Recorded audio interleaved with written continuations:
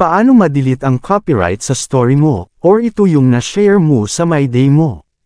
Madali lang gawin yan, kaya kung mayroon kang copyright sa My Day mo, tamang-tama ang video na ito para sa'yo.